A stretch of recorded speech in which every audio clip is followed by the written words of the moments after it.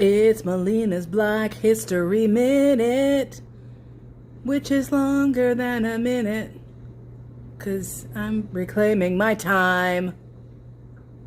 Yeah.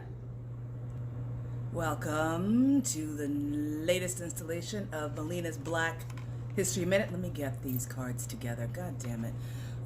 Black History flashcards brought to you by urbanintellectuals.com. Check them out. These cards are amazing. I'm really enjoying reading them and learning new facts and information about American history with a little bit of a brown hue to it. So let's get right into it.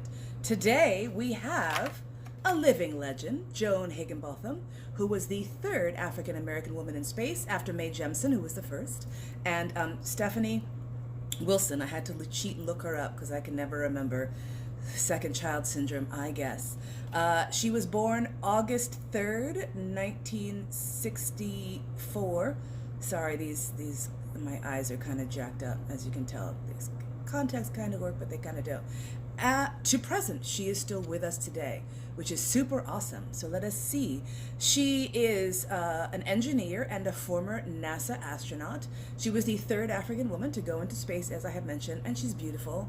In addition to being eerily, creepily brilliant, she graduated with a bachelor's degree in science and shit, and then within 2 weeks was working for NASA. So she just was on her game, lit, fire on fire. She participated in 53 space shuttle launches during her 9-year tenure at the Kennedy Space Center. And then when she went into space, she logged 308 hours during their mission in the STS-116. Her primary task was to operate the space shuttle manipulator system. So she was in charge of making the arms do cool shit. Mae Jemison was the first African-American female astronaut, blah, blah, blah, blah, blah. So they creep Mae Jemison onto the sister's card. Give her own damn card. I do want to mention, because this is a super awesome fact about African Americans in the space program, primarily responsible for recruiting the first African American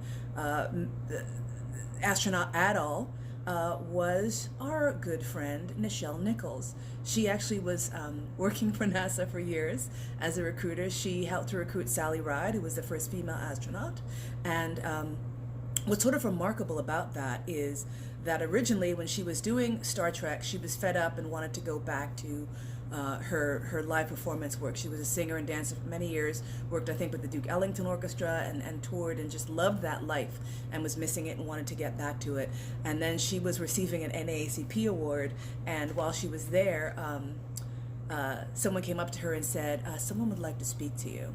And so she was summoned to come and chat with Dr. Martin Luther King, who told her he was a huge fan of the show and so glad and so proud to see her there. And she was like, well, Dr. King, I'm actually thinking about leaving the show. I got some issues. And he was like, please reconsider this, because what you are doing is a beacon of hope and light for little black children everywhere. Please stay with the show. This is really, it's historic and it's important. And she did. And I'm personally very glad for it. And look at how amazing she's been. She actually did a high Earth orbit flight as well, so she's been pretty close to space herself.